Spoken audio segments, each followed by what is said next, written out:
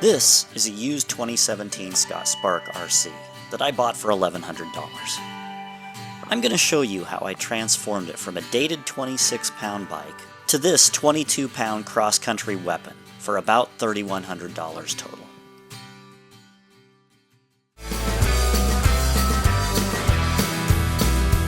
Real-world epics, training, racing, and figuring out how to balance it all with life's demands. This is Low Angle Adventures. Let's start with a little bit of background. This is actually the second Scott Spark I've built in the last 9 or so months. The first I built for my older daughter, and it transformed her riding. The second is the bike you see behind me. I built it because of the success the older daughter had on the first bike. And in the process of building these two bikes, I learned a tremendous amount about the nuances and the practical things about these bikes and the not so practical things, the good and the bad. And I'm going to share all of it here. Also, I want to say what I'm not saying. The first thing I'm not saying is that this is the cheapest way to build a light, fast, full suspension race bike. It's probably, however, one of the cheapest ways to build a bike that's this light and this efficient. Secondly, I want to acknowledge that $3,100 is not a small amount of money. That's still a lot of money for most of us. But in the grand scale of full suspension cross-country race bikes, you can certainly spend $6,000 and wind up with a bike that's 3 or 4 pounds heavier and no more efficient. Finally, I want you to know that this wasn't designed for you to duplicate it exactly.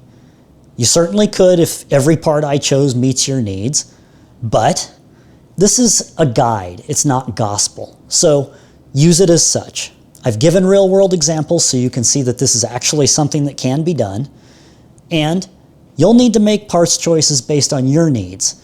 The parts I chose are designed for a really lightweight, not terribly aggressive rider, and if I were building this bike for myself, it would weigh a little bit more and probably cost a little bit more. But I think even given those changes, it would be an incredible value. With those things in mind, let's talk about why this generation of Scott Spark is such an excellent place to start if you're looking for a cross-country race bike that's light, fast, cheap, and efficient. We'll do it in the form of a pro-con list. On the pro side, these bikes are abundant. Scott sold a whole bunch of them and they're currently flooding the used market and easy to find in good condition. Secondly, they're cheap. I paid $1,100 for this bike. The suspension lockout worked, it had new brake parts, and it shifted fine. It would have been a good buy even if I just wanted to ride it the way it was. Third, they're efficient. The Twinloc system is a great way to manage your suspension on the trail, especially when you're racing. And finally, they use current hub and headset standards, so all the contemporary parts you want to use will just bolt right on.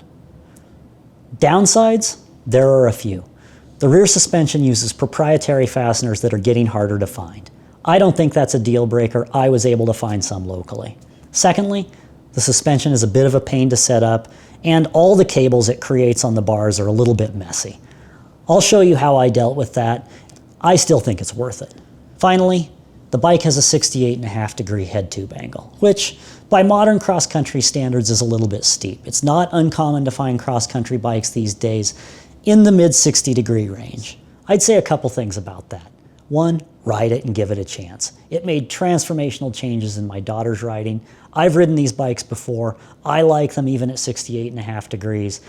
And when this bike was introduced, it immediately won 2 Olympic golds and then went on to win World Cup races for the next 5 years on courses that are most definitely more technical than 95% of what we ride in the United States today.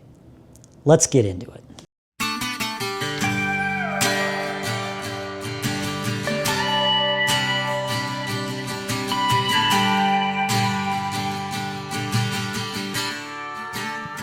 First, the teardown. This bike came apart quickly and easily. I had it down to the frame in maybe 20 minutes and I didn't find any major surprises. As a bonus, when I got out my scale, I found that it's maybe the only frame ever built that actually meets its manufacturer's claimed weight. And the pile of cast-off parts was significant.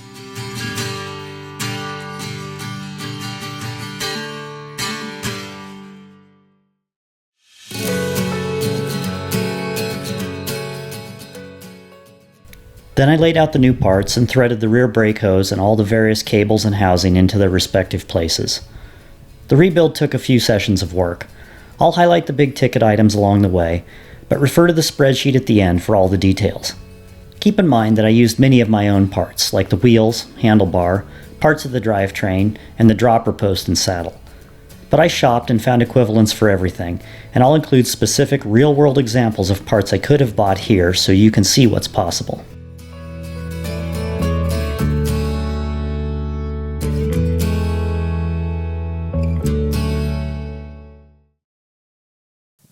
The wheels I used are 5-year-old light bicycle XC925 carbon rims laced to DT350 hubs. They're 25mm internal width and 1,400 grams with valves and tape. And it's hard to assign a price to these wheels since I didn't buy them.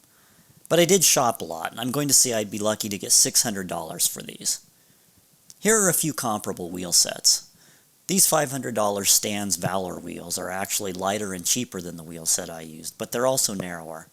A $750 Roval control wheel set, like these, is wider, but it's also heavier at 1,450 grams. Brake rotors aren't as easy, but I shopped and found this deal from REI in January of this year. 2 IceTech 160mm XTR rotors for $98. This meant getting rid of the new rotors that were on the bike, but I'll find another use for those. I reused the stock XT levers and calipers, which had new pads. I used 2.2-inch specialized fast track control tires, which I bought at retail at a local bike shop, but these are cheap, $40. If you're building for an adult, I'd use a higher volume tire. I also used a Fox Transfer SL dropper from a different bike. Found one of those on Pink Bike for $100 though, or you can buy a new one for $150. I reused some drivetrain parts that I knew were still good, but I priced in a new GX cassette, derailleur, shifter, and chain, and a new race face chainring.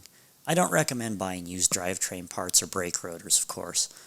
Some of these parts you may be able to buy new in an online marketplace like Pink Bike or Facebook. And I found 2 pairs of used race face Next SL cranks locally. I spent $275 for both pairs, and I was able to check them out in person, which made me more comfortable buying used carbon cranks. Finally, I replaced the stock Scott Twinloc lever with this cleaner setup that incorporates the dropper lever as well, locating it under the bar where it should be. But these are pricey and hard to get, so I just stick with the stock parts, which don't weigh anymore and should work fine. Alternatively, you could swap out the stock dropper release for a wolf tooth concentric lever, which still puts the release above the bar, but is far easier to use than the stock lever. And let's talk about all those cables. When I built the bike, I cleaned them up as much as possible by using heat shrink tubing on cables with shared paths. It's still busy, but it's way better than it could be. Here are a few things to keep in mind if you're going to shop for one of these bikes. Pay attention to the frame grade. Scott sold these in 3 carbon layups: HMF, HMX, and HMX SL. You probably want the HMX frame, which I'd guess is the most common and lands in the middle weight-wise. HMF frames are the heaviest and come on lower-end builds. HMX frames come on multiple models in the middle of the lineup, like this one, and the HMX SL frames came only on the flagship model every year. They're rare and hard to find. Scott still has its catalogs archived online, and I'll link to that in the description below. It will tell you what layup each frame uses, but most frames have it printed on the top of the down tube near the seat tube. Like most bike companies, Scott uses proprietary hardware on these frames. Those special fasteners can strip or break like this one, and they're getting harder to find. And finally, pay attention to the suspension on any bike you consider buying. Make sure all 3 positions work. A fork and shock rebuild will be hundreds of dollars on one of these bikes, just like it will on any full suspension bike. And that's it. To wrap up, here's a spreadsheet of the build that documents all the parts used and their cost.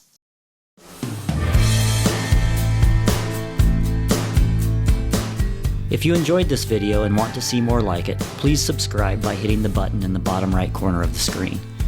Check out our other videos as well. Thanks for watching. Catch you next time.